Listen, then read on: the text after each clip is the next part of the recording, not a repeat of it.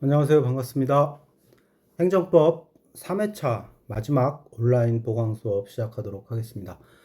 이번 시간에 학습할 내용은 행정법에서의 행정조사 21장이죠. 행정조사에 대해서 같이 학습해 보겠습니다. 음, 새로운 작용 형식이죠. 그렇죠? 앞에서 뭐가 있었어요? 우리 행정행위 처음부터 배웠고, 그 다음에 나오는 것이 어, 행정입법도 배웠죠. 그죠? 행정입법도 배우고 행정행위도 배우고 그다음에 사실행위 그리고 사실행위의 특별한 형식으로서 행정지도까지 지난 시간에 학습을 했어요. 이번 시간에 할 내용은 행정조사입니다. 행정조사. 행정조사는 행정기관이 사인으로부터 행정상 필요한 자료나 정보를 수집하기 위하여 현장에서 조사를 하거나 문서를 보거나 문서를 보고 또 시료를 채취하거나 주로 무슨 뭐 식품, 의약품, 식약처 같은 데서 이제 시료 같은 걸 채취하고 뭐 전염병, 감염병 관련해서 그런 것들을 할 수 있겠죠. 그렇죠? 그리고 조사 대상자에게 보고를 요구할 수도 있고 자료 제출을 요구할 수도 있고 출석 진술을 요구할 수도 있다. 여러 가지 다양한 방식으로 행정조사가 가능할 것 같습니다. 자, 그러면 행정조사는 법적으로 어떤 형식을 가지느냐? 행정조사는 하나의 행위, 그의 태양이라고 할까요? 행위를 하는 방식입니다. 뭐 행위 목적이죠. 뭐 어떤 목적은 아니겠네요. 행정 어떤 목적을 달성하기 위해서 필요한 자료를 수집하는 방식입니다. 근데 그 방식에는 여러 가지 형식이 있어요. 밑에 법적 형식을 보면은 알 수 있는 것처럼 일단 하명의 형식으로 할 수가 있어요. 명령을 하는 거죠. 자, 조사를 한다. 자료를 제출해. 보고서를 제출해. 장부를 제출해. 행정기관에서 관할 행정기관에서 예를 들어서 관장하고 있는 뭐 그 허가를 받아서 영업을 하고 있는 경우에 관련 법률에 따라서 영업에 기재해야 될 필수 장부를 제출하거나 보고서를 제출하라고 요구할 수도 있겠죠. 또는 출석해서 뭐 자료를 가지고 출석하라든지 이런 요구를 할 수도 있을 겁니다. 일종의 명령이죠. 하명의 형식, 행정행위 형식으로 가능합니다. 또 하나는 사실행위 형식도 가능하다. 직접 현장에 가서 질문을 하거나 출입해서 조사를 하거나 뭐 전염병, 감염병 뭐 이런 거 관련해서 진찰을 하는 수도 있겠죠. 검진을 한다거나 또 설문을 조사한다거나 다양한 방식의 사실 행위도 가능하다. 즉 행정조사라는 것은 다양한 방식의 행위로 법적 형식으로 그 목적을 달성할 수 있다라고 이해하시면 될 것 같습니다. 그러면 이어서 법적인 근거를 한번 살펴볼게요. 행정조사. 법적인 근거가 필요한가? 자, 법적인 근거가 필요하다는 얘기는 뭡니까? 법률? 무슨 소리예요? 법률? 학설이라, 원칙. 법률? 법에 근거해야 된다. 법률 유보의 원칙이 적용되느냐에 관한 질문이겠죠. 자, 권력적 행정조사라면, 자, 타인에게 부담을 주는 강제적인 권력적 행정조사라면 당연히 법의 근거가 필요하겠죠. 그런데 비권력적인 행정조사라면 원칙적으로 법적인 근거가 없이도 가능하겠죠. 상대방의 동의를 얻어서 한다면은 뭐 꼭 법의 근거가 있어야지만 하는 것은 아닐 수도 있습니다. 하지만 우리가 주의해야 될 것, 조사를 함에 있어서 특정한 개개인의 개인 정보를 수집한다고 한번 생각을 해봅시다. 여러분 개인정보 수집할 때 그 개인정보 보호법이라는 걸 잘 알고 있죠. 굉장히 엄격합니다. 우리가 특히나 공공기관이, 행정기관이 개인 정보를 법에 근거하지 않고 수집하는 것 그 자체가 위법이 될 수 있죠. 왜냐하면 우리 행정법에서는 정보의 자기 결정권이라고 표현합니다. 내 개인의 정보는 어, 내 정보에 대해서는 누가 내 정보를 가지고 있는지를 내가 결정할 수 있는 거죠, 원칙적으로. 그래서 국가를 할지라도 법에서 정한 필요한 내 개인 정보만을 가져갈 수 있는 거지, 내 개인 정보를 마음대로 가져갈 수는 없는 거예요. 예를 들어서 여러분의 주민등록 정보, 뭐 세금에 관한 정보, 병역에 관한 정보, 의료에 관한 정보들 국가가 가지고 있죠. 법의 근거가 없이 가능할까요? 다 있습니다. 그렇죠? 근데 법의 근거 없이 만약에 행정조사라는 명목으로 개인의 정보를 수집한다면 어떻게 될까요? 문제가 되죠. 위법입니다. 즉 개인정보의 경우에는 개인의 동의가 필요하다. 이렇게 이해하시면 되겠습니다. 자, 행정조사 기본법상 규정을 준수해야 된다. 자, 여기 또 새로운 법이 나왔습니다. 앞서 여러분들 행정절차법, 행정지도에서 나왔었죠, 그죠? 그리고 행정기본법 자주 나왔습니다. 그리고 행정조사 기본법이 있어요. 법명들 잘 알아두세요. 제가 왜 잘 알아두라고 할까요? 한번 생각해 보십시오. 행정조사 기본법, 행정조사에 관한 기본법이겠죠. 행정기본법하고는 다른 거예요. 이 법에서 뭘 규율하겠어요? 당연히 행정조사에 관한 내용들을 규율하겠죠. 행정조사에 관해서는 별도의 법률이 있다. 여기서 뭘 규정하고 있는가 한번 봅시다. 먼저 비례원칙을 규정하고 있습니다. 즉 행정조사를 할 때는 필요한 만큼만 조사를 해야 된다. 과도하게 행정조사를 많이 해서는 안 된다는 거죠. 또 조사 목적에 적합한 조사 대상자를 선정해야 된다. 아무나 막 랜덤으로 막 무작위로 임의대로 조사하는 것이 아니라 조사 목적에 적합한 대상자를 선정해야 된다. 물론 랜덤으로 할지라도 무슨 설문조사를 할 때 행정조사를 하는데 필요한 조사 대상자가 있겠죠. 뭐 20대 몇 명, 30대 몇 명, 서울 지역에 몇 명. 그런 식으로 범위를 정해서 해야 된다는 얘기죠. 그리고 중복조사의 금지. 왜 그럴까요? 불필요하게 하지 말라는 이야기죠. 그리고 법령 등의 준수를 유도해야 된다. 즉 행정조사를 함에 있어서 법령 등을 준수해서 할 수 있도록 해야 되고 행정조사의 내용을 공표해서는 안 된다. 즉 원칙적으로 행정조사를 해서 얻은 정보를 함부로 공표해서는 안 되겠죠. 또 법률에서 정한 경우 이외에 다른 목적의 사용을 금지한다. 이거 굉장히 중요합니다. 우리가 행정기관에 어떤 정보를 수집할 때 목적이 있어요. 그 목적에 맞게 정보가 수집됐다. 그러면은 그 정보는 어디에만 사용돼야 돼요? 그 목적에 맞춰서 사용돼야 됩니다. 그렇죠? 함부로 다른 기관에 그 정보를 제공하고 다른 기관에서 다른 목적으로 사용하게 해서는 안 된다는 것이죠. 그리고 조사의 사전 통지. 조사는 원칙적으로 물론 신속하고 긴급하게 조사가 이루어지는 경우에는 특별 규정에 따라서 가능하겠지만 그렇지 않다면 원칙적으로 조사는 사전에 통지가 되어야 된다. 그리고 행정조사를 할 때는 증표를 휴대하고 제시해야 된다. 이런 내용들이 정해져 있습니다. 즉 공무원이 행정조사를 한다는 것을 알려야 된다는 이야기죠. 자, 그 다음에 실체법적인 한계로서 행정법의 일반 원칙에 의한 한계를 살펴보겠습니다.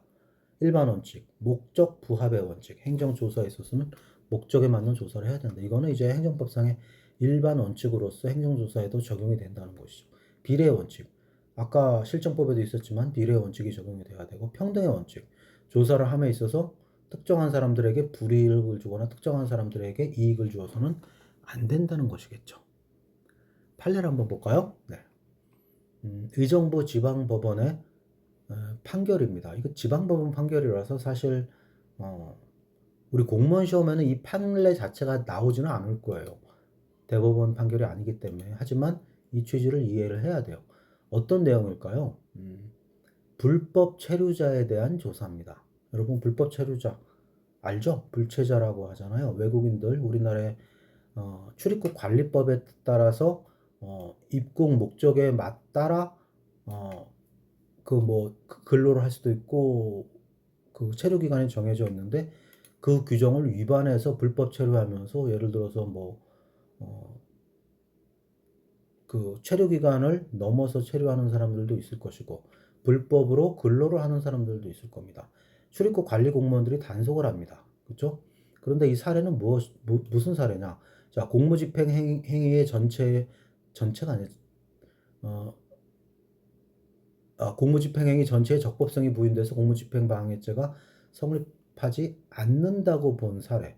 무슨 이야기냐? 출입국관리법상의 출입국관리 공무원들이 불법 체류자를 조사함에 있어서 주거에 진입을 한 것이죠. 주거에 진입하는데 여러분 생각을 해봅시다. 범죄자를 검거하기 위해서 타인의 주거에 진입할 수 있죠. 그죠? 근데 불법 체류는 기본적으로 형사처벌의 대상이 됩니다. 즉 범죄로 볼 수도 있고 또 한 가지 출입국관리법에 따라서 행정조사, 행정법적인 측면에서 행정조사의 형식으로 조사가 이루어지는 경우도 있어요. 그러면 출입국 관리 공무원들이 주거에 진입했다면 수사의 목적으로 진입을 했는지 아니면 행정조사의 목적으로 진입했는지가 분명히 확인이 돼야 돼요. 그런데 이 판례의 경우는 뭘까요? 제3의 주거나 사업자 등을 검사하고자 하는 경우 주거권자나 관리자의 사전 동의가 반드시 필요한데 이러한 동의 없이 그러니까 단속을 하는데 동의를 받아서 가면 다 도망가겠죠. 그러니까 긴급하게 아마 들어간 것 같아요. 그죠? 여기서 들어감과 동시에 조사에 계실 고지했다. 자, 우리 출입국 관리 공무원입니다. 체류자 불법 체류자 확인하겠습니다라고 들어갔겠죠. 그런데 그 자체가 거기에 대해서 이제 저항을 한 거예요. 근데 공무집행 방해죄가 적용되지 않는다. 왜냐하면 이러한 그 행정조사에 있어서는 사전 동의가 필요하다. 수사라면 또 얘기가 달라질 거야. 근데 이 행위 자체를 물론 케이스 바이 케이스입니다. 이러한 방식의 행위 자체를 지금 법원에서는 수사가 아닌 행정조사로 이해를 한 것입니다. 자, 그 다음에 서울고등법원의 판례가 있네요. 마약류 관리에 관한 법률 위반. 자, 마약 사범이겠죠? 세관입니다. 이건 경찰이 아니고 세관에서 세관에 접수된 물품, 우편물. 자, 우편으로 마약이 들어오는 경우도 있겠죠. 여기 어떻게 해야 돼요? 우편물을 열어봐야 되잖아. 시료도 채취하고 성분 분석을 해야 돼. 그런데 여러분, 세관에서 우편물 조사할 때, 국제 우편물이겠죠. 영장 받아서 조사할까요? 영장 받아서 우편물을 열어보는 게 현실적으로 가능할까요? 어려울 거예요. 그렇죠? 그래서 어떻게 합니까? 행정조사의 형식으로 이것을 확인할 수 있도록 하고 있습니다. 이 법원에서는 이거를 수사기관의 강제처분, 즉 형사 절차로서 수사 절차로서의 압수수색이 아닌 행정조사로 본 것이죠. 그리고 수사 절차와 구별된다. 자, 수사라면 어떻게 해야 돼요? 압수수색 영장이 있어야 되죠. 최소한 긴급 압수수색을 해야 될 겁니다. 그런데 그거 없이 압수수색 영장 없이 우편물에 대해서 조사가 행정조사가 가능하다. 왜 가능하다고 봤을까요? 관련법이 있는 거야. 이 관세법에 조사를 할 수 있는 강제 조사를 할 수 있는 근거 규정이 있는 것이죠. 그리고 거기에는 별도의 영장에 관한 요구가 없기 때문에 영장 없이 가능하다.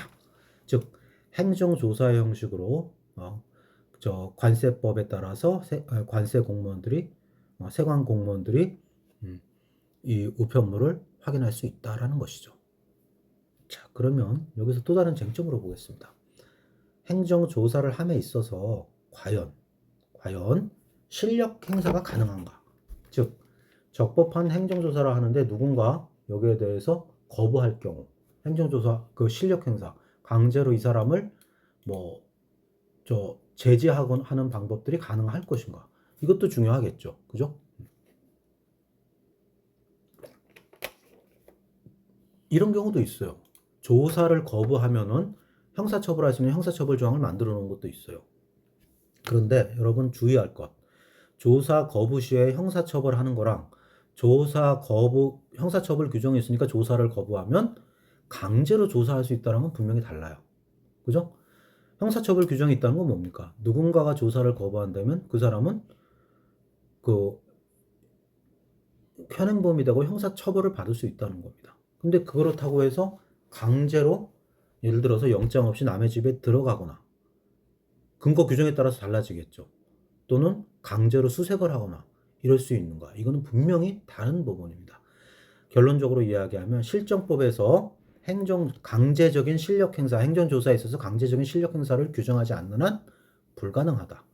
이와 관련된 중요한 그 법률이 하나 있죠. 가정폭력 방지 및 피해자 보호 등에 관한 피해자 보호에 관한 법률. 여러분들 아마 학습했을 거예요. 피해자학이나 이런 데서 아마 배웠을 것 같은데 생활안전경찰에도 이런 거 나오죠. 가폭방지법입니다. 여기 사법경찰관의 현장 조사권이 규정되어 있어요. 즉 가정폭력 신고가 접수되면 사법경찰관은 현장에서 그 현장 조사, 주거에 진입해서 현장 조사를 할 수 있다고 되어 있어요. 이게 강제 규정일까요? 임의 규정일까요? 여기에 대해서 아직 명확한 판례는 없습니다만 강제로 진입할 수 있다고 명시적으로 기재하지 않는 이상 이거를 강제 조사권이라고 보기는 저는 어렵다고 봅니다. 즉 임의적인 현장 조사, 즉 행정 조사죠. 이것도 분명히 행정 조사입니다. 그죠? 가정폭력 피해자를 보호하기 위한 행정조사의 형식으로 현장 조사를 할 수 있는 것이고, 원칙적으로 그 주거권자의 동의를 받아야 되는 겁니다. 즉 어떤 식으로 업무가 진행되느냐, 이렇게 될 것 같아요. 112 신고가 접수가 됐어요. 가정폭력이 어느 집에서 발생하고 있다. 현장에 출동해서 문을 두드리고 주거자가 나오면, 자, 112 신고가 접수됐습니다. 가정폭력 조사를 위해서 현장에 진입하겠습니다. 그럼 당사자가 나는 반대한다. 무슨 근거로 들어오느냐, 이렇게 이야기하겠죠. 그러면 가정폭력방지법에 현장 조사권이 있습니다라고 이야기하는 거죠. 그럼에도 불구하고 당사자가 이를 문을 닫고 문을 열어주지 않고 실력적으로 저항을 한다면 이런 경우에 실력 행사가 가능할 것인가? 자, 반대로 물어보겠습니다. 112 신고가 접수됐다면 주거권자가 실력적으로 저항을 하더라도 문을 깨부수고 상대방을 밀치고 강제로 들어갈 수 있는가? 그건 아니에요. 신고됐다고 무조건 들어가는 게 어디 있어요? 뭐가 필요해요? 범죄의 상당성, 그죠? 이런 게 필요해, 그죠? 그게 있다면 어떻게 하면 돼? 수사 절차로 진행하는 거죠.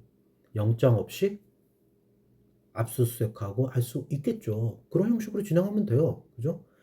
즉 가족폭 방지법에서 정하고 있는 현장 조사권은 행정조사 형식이고 별도의 강제권을 규정하고 있지 않다. 이렇게 이해하시면 될 것 같습니다.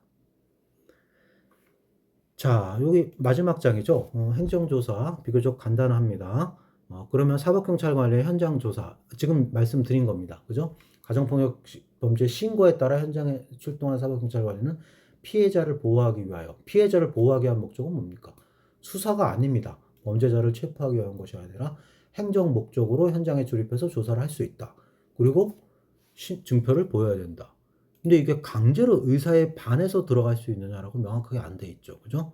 그래서 강제적 조사는 아까 얘기했던 것처럼 수사 절차 또는 경찰관 직무집행법에 따라서 어떤 경우에, 예를 들어서 이런 경우죠. 안에서 누군가 지금 문을 열고 대화를 하고 있는데 안에서 살려주세요. 아니면 피 자국이 있다. 그럼 얘기가 달라지죠. 그죠? 위험 방지 목적으로 국민의 생명 신체를 보호하기 위해서 예외적으로 강제적으로 진입할 수 있다고 봐야 됩니다. 그렇죠? 즉 강제적인 현장 조사든 아니면 강제 수사든 뭐예요? 긴급성이 있어야 돼. 근데 신고가 떨어졌다고 해서 긴급성이 있는 거예요? 그건 아니죠. 그죠? 여러분 이거를 주의 깊게 보고 구별해서 판단할 수 있어야 될 겁니다. 자, 이어서 22장 계속해서 살펴보겠습니다. 이번 장은 행정의 실효성 확보 수단에 관한 내용이네요. 그죠? 행정의 실효성 확보 수단. 자, 지금까지 우리가 살펴본 걸 다시 한번 리마인드 해봅시다. 행정 입법의 형식으로 행정의 목적을 달성할 수도 있고, 규범을 만드는 거죠. 그리고 가장 전형적인 것 행정 행위도 가능하고, 그 다음에 사실 행위도 있고, 행정 조사라는 방식도 있고, 여러 가지가 있다고 말씀드렸어요. 그죠? 그리고 이번에는 행정의 실효성 확보 수단. 자, 예를 들어서 행정법상의 어떤 하명을 하거나 기타 의무를 부과할 때 어떤 의무를 따르기 위해서는 뭐가 필요할까요? 의무를 담보할 수 있는 강제력, 실효성 확보 수단이 있어야 됩니다. 그죠? 예를 들어서 벌을 내릴 수도 있어요. 이거를 이행하지 않으면 벌을 주는 방법도 있을 것이고, 또 다른 방식은 실효성 확보 수단으로서 벌 대신에 강제로 하는 방법이 있죠. 너 이거 안 해? 그러면 내가 강제로 해버린다. 뭐 이런 식의. 그죠? 뭡니까? 문 열어. 안 열어? 그러면 문을 부셔버리는 거죠. 그죠? 이런 게 실효성 확보 수단입니다. 이런 게 담보되지 않으면 아무도 의무를 따르지 않을 수도 있겠죠. 이번 시간에 행정의 실효성 확보 수단을 살펴보도록 하겠습니다. 행정 목적을 달성하기 위한 행정수단, 말씀드렸던 것처럼 행정행위, 사실행위, 행정지도, 행정조사, 그리고 행정입법, 그리고 이 전통적 수단으로서의 행정의 실효성 확보 수단으로서 행정강제와 행정벌을 우리가 학습하게 될 겁니다. 그리고 그 이외에 또 다양한 실효성 확보 수단이 있어요. 새로운 현대 행정에서 등장하는 거, 수익적 행정행위 철회. 너 이거 안 해? 그러면 너 허가권 철회한다. 그죠? 아니면 명단을 공표한다. 이거 주로 어디서 써요? 무슨 식약처나 이런 데서 여러분들 불량식품 유해식품 같은 거 명단 공표하면 어떻게 돼요? 회사 망하는 거죠. 그죠? 그런 식의 공표도 가능하겠죠. 그리고 관련 규정을 위반하면 관허사업, 즉 국가에서 하는 사업에 참여를 못하도록 한다거나 또는 과징금을 부과한다. 금전적인 의무를 부과하는 것이죠. 그리고 세금을 더 추가로 내도록 하는 방법, 이런 것들이 가능할 겁니다.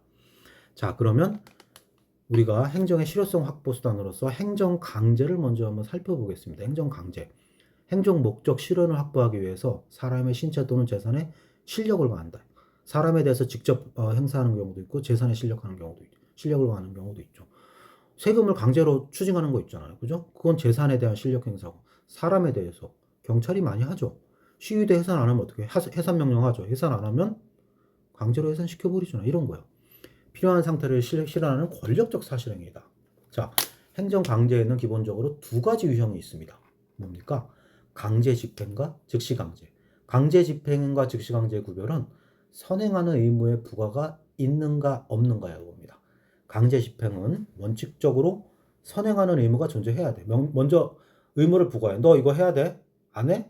그러면 강제 집행한다. 자, 불법 시위대를 해산할 때 생각을 해봅시다.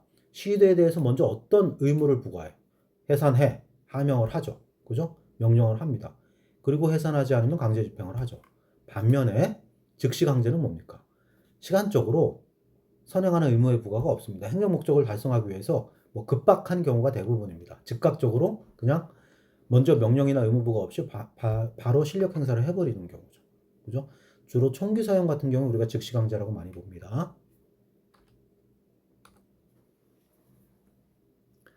자, 행정의무 위반에 대한 민사상 강제 집행이 가능한가? 지금 우리가 행정 강제에 대해서 살펴봤는데, 그렇다면 행정법상의 의무를 위반했는데 행정 강제가 아닌 민사상의 강제 집행. 그럼 민사상 강제 집행은 어떻게 해요? 우리 집에 누군가 임차인이 들어왔는데 임대료도 안 내고 안 나가요. 그러면 어떻게 해야 돼요? 민사소송법에 따라서 강제 집행을 합니다. 그죠? 명도 소송을 해가지고 이 사람을 우리 그 집행관이라고 하죠. 그 사람을 통해 가지고 강제로 내보낼 수 있잖아요. 그죠? 강제 집행이에요. 그러면 행정법상의 의무 위반에 대해서도 민사소송 절차를 통해서 강제 집행이 가능한가? 여기에 대해서 견해의 대립이 있지만 판례는 이를 부정한다. 자, 행정법상의 의무 위반에 대해서는 행정상 강제를 하면 되지 왜 민사법상의 민사 절차를 이용하느냐? 민사법과 행정법은 구별되어야 된다. 이런 취지라고 봐야 되겠습니다. 관련된 판례를 하나 볼게요. 대법원 판례죠. 토지수용법에 따라서 즉 개발을 위해서 토지를 수용하는 거죠. 그런데 여기 보면은 도로법에 도로관리청이 나와요. 그죠? 그런데 이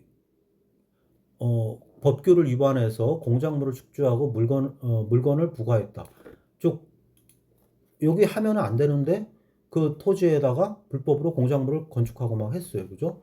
그러면 이런 거를 시정하는 것은 행정처분에 의해서 행정대집행, 우리 배우겠습니다. 행정대집행을 했는데 이걸 하지 않고 민사소송의 방법으로 공작물을 철거 수거하려고 한 거죠. 대법원에서 이건 잘못됐다. 이거 원고가 누구예요? 한국도로공사죠. 도로관리청. 한국도로공사에서 도로공사도 행정청입니다. 이거 토지수용법에 따라서 강제로 토지를 수용하고 개발할 수 있는 행정권을 가지고 있는 거예요. 그런데 쉽게 말하면 행정법을 잘 모르는 거죠. 그러니까 민사 절차를 진행을 하다가 대법원은 판례를 통해서 이제 시정이 된 사항이라고 보시면 되겠습니다. 자, 그러면 행정의 실효성 확보 수단을 한번 구별해 보겠습니다.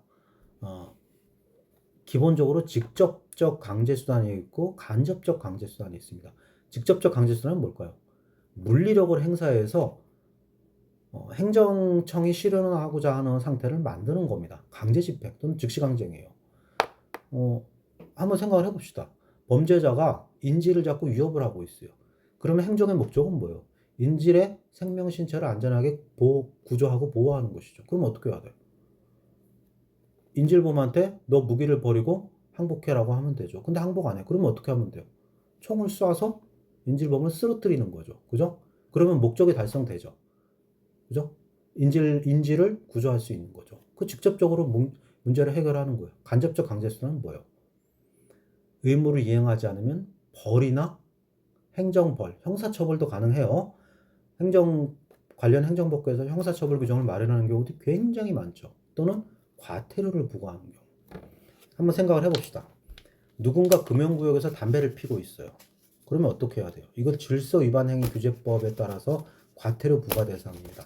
지방자치단체에서 과태료를 부과할 수 있어요. 그죠? 자, 과태료를 부과하는 건 뭡니까? 담배 금연구역을 위반했으니까 돈을 내라는 거예요. 근데 이제 극단적으로 이런 사례를 생각해 볼 수 있겠죠. 나는 돈이 많으니까 돈을 내고 여기서 담배 필래. 그러면 어떻게 해야 돼요? 그 사람에 대해서 과태료를 부과하는 대신에 담배를 뺏어서 강제로 끄고 부러뜨릴 수 있을까요? 그런 규정은 없어요. 없다면 할 수 있을까요? 없을까요? 원칙적으로 제지하기 곤란할 수 있습니다. 단지 돈으로 해결하는 거죠. 그래서 간접적인 수단이 되는 겁니다. 그 사례를 여기서 지금 설명하고 있죠. 그죠? 즉, 행정공무원이 과태료 부과에는 특별한 법적인 권한이 없어요. 그런데 이게 참 애매합니다. 특히 금연구역에서 흡연으로 과태료를 부과할 때 신분을 확인해야 과태료가 부과되겠죠. 주민등록번호가 알아야 될 거 아니에요. 그죠? 근데 행정공무원한테 그 부신 검문권이 있어요? 없습니다. 그러면 경찰이 단속할 수 있을까요? 경찰은 단속권이 없어요.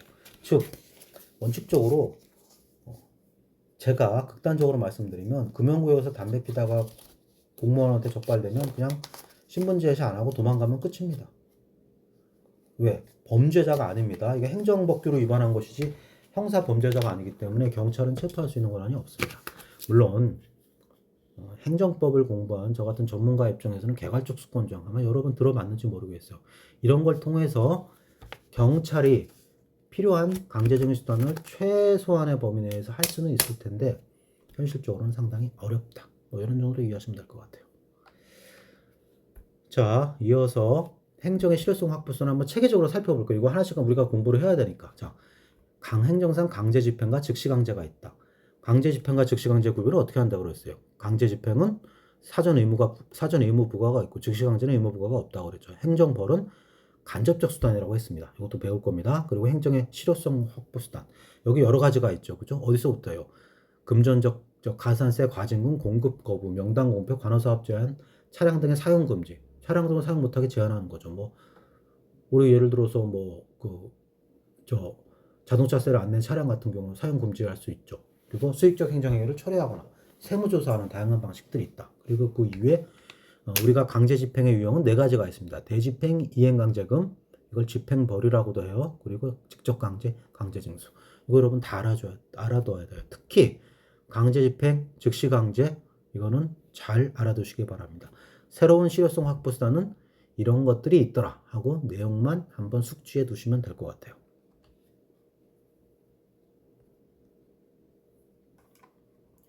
자, 그러면 행정상 강제집행 내용을 한번 살펴보겠습니다. 행정법상의 의무 불이행이 있는 경우, 행정청의 의무자의 신체 또는 재산에 실력을 가해서 의무를 이행시키거나 이행한 것과 동일한 상태를 실현하는 것을 말합니다. 쉽게 얘기하면 물리력을 행사하는 거죠. 강제집행, 그죠? 불법 건축물을 때려 부시거나 시위대를 강제로 끌어내거나 뭐 이런 것들이에요. 그죠? 네 가지 유형, 대집행, 강제징수, 직접강제, 집행벌 하나씩 살펴볼 겁니다. 자, 이 강제집행에 대해서 먼저 우리가 좀 큰 틀에서 대륙법계와 영미법계를 구별해서 한번 이해를 해보겠습니다. 대륙법계, 행정강제를 널리 인정하고 있다. 왜? 대륙법계에서는 앞에서 배웠죠. 행정법이 고유한 법 영역으로서 민법이나 민법이나 형사법과 별도로 발전을 해왔어요. 그래서 행정기관이 별도의 영장 없이 스스로 강제력을 행사할 수 있어요. 지금 여러분들 앞에서 우리 행정법의 특질할 때 자력 집행력이라는 거 배웠죠. 바로 이겁니다. 영장이 없이 행정법에서는 행정 강제를 할 수가 있어요. 행정법상의 행정 강제는 별도의 법원의 영장이 당연히 필요 없어요. 행정기관이 필요하면 법에 근거해서 강제력을 행사하는 겁니다. 그런데 영미법계에서는 이러한 행정 강제가 별도로 발달하지 않았습니다. 그래서 행정기관이 강제력을 행사할 때 법관의 영장에 따라서 집행하는 것이 일반적인 원칙이라고 이해할 수 있겠습니다. 자, 행정상 강제 집행은 반드시 행정청 스스로 강제력을 행사하는 것이다. 반드시 법의 근거가 필요하죠. 왜냐하면 시민의 입장에서 생각을 해봅시다. 강제로 끌려가거나 내 재산권이 강제로 뭐 강제 철거를 통해서 부서지거나 하는데 법에 근거 없이 임의대로 법관의 영장도 없이 한다면 말이 안 되겠죠. 그래서 엄격한 법의 근거를 필요로 하고 또 여기에는 행정법의 비례의 원칙, 평등의 원칙 같은 일반 원칙들이 적용이 됩니다. 자, 집회 시위를 차단하고 강제로 시위대를 끌어낸다고 생각을 해봅시다. 우리는 일견 보기에 경찰이 임의대로 마음대로 하는 것처럼 보일 수도 있지만 실질적으로는 어때요? 경찰이 마음대로 하는 것이 아닙니다. 재량권의 범위 내에서 엄격하게 권한을 그 비례 원칙에 따라서 행사하는 것이고 그 비례 원칙을 위반하면 법원에서는 당연히 위법한 경찰권의 행사로 판단을 할 겁니다. 그렇죠? 자, 그러면 이 행정 강제에 어떤 법적인 근거가 있는가? 행정기본법에서 행정 강제에 관한 일반적인 근거가 있습니다. 이 내용도 우리가 학습을 하겠습니다. 그리고 유형에 따라서 다릅니다. 대집행은 행정대집행법이라는 특별법이 있고요. 강제징수 할 때는 대표적인 강제징수의 유형이 뭘까요? 세금입니다. 세금은 강제로 집행하는 경우들이 많겠죠. 그래서 국세징수법이 일반법이 되고요. 이 국세징수법에 정해져 있는 이 강제징수 규정을 다른 강제징수 절차에서도 준용을 하고 있습니다. 이 준용을 한다는 것도 당연히 준용할 수 있는 근거 규정이 있어야 되겠죠. 준용 규정이 있어야 됩니다. 그리고 직접 강제와 집행벌 이 경우에는 개별법에서 그러니까 개개 사안에 따라서 무슨 뭐 아까 얘기했던 뭐 토지수용법이라든지 무슨 법이라든지 이런 법에서 별도로 정하고 있는 경우에만 할 수 있다. 자, 그러면 그 개념들, 요 네 가지 유형에 대해서 개념들 간단하게 이해하고 마치도록 할게요. 먼저 대집행은 뭘까요? 대체적 자기 의무 불이행을 대신해서 행정기관이 집행하는 것이다. 대체적 자기 의무는 뭘까요? 다른 사람이 대신할 수 있는 자기 의무. 하지 말라는 의무가 아니라 하라는 의무겠죠. 그렇죠? 대표적인 사례 강제 철거입니다. 불법 건축물 철거 명령. 자, 너가 불법 건축물 지었지. 불법 건축물 철거해. 자기 의무예요? 부자기 의무예요? 자기죠. 철거해. 대체적이에요? 비대체적이에요? 대체적이죠. 그죠? 철거 안 하면 공무원이 대신 철거해 버릴 수 있죠. 다른 사람이 대신할 수 있는 거죠. 자, 그리고 두 번째 이행 강제금. 의무 이행을 위한 간접적인 강제 수단입니다. 즉 이행 강제금은 뭐냐? 의무를 부과해. 의무를 이행하지 않아? 그러면 좋아. 의무를 이행할 때까지 계속 돈을 부과하는 거예요. 이게 이행 강제금이 되겠습니다. 자, 이제 마지막 챕터죠. 직접 강제와 강제 징수를 보겠습니다. 직접 강제, 비대체적 자기 의무. 즉 대표적인 게 시위대 강제 해산입니다. 자, 시위대에 대해서 너 해산해라고 경찰이 명령합니다. 자기 의무예요, 부자기 의무예요? 자기 의무죠. 대체적이에요, 비대체적이에요? 헷갈립니까? 자, 대체적은 뭐예요? 다른 사람이 대신해 줄 수 있는 거죠. 자, 해산해. 경찰이 시위대 대신에 자진 해산할 수 있어요? 못하죠. 그죠? 자기 스스로 움직여야 되는 거잖아. 그런데 움직이지 않고 가만히 버티고 있으니까 경찰이 어떻게? 똑같은 목적을 달성하기 위해서 다른 방식으로 수단을 사용하죠. 그게 강제 해산입니다. 이걸 직접 강제라고 합니다. 그 다음에 강제 징수는 돈을 내야 되는데 안 내. 세금이죠, 주로. 그죠? 그러면 체납 처분을 통해서 강제 징수를 하게 되는 것입니다. 자, 여기까지 우리 세 차례에 걸친 보강 수업 마무리하겠습니다. 수고 많으셨습니다.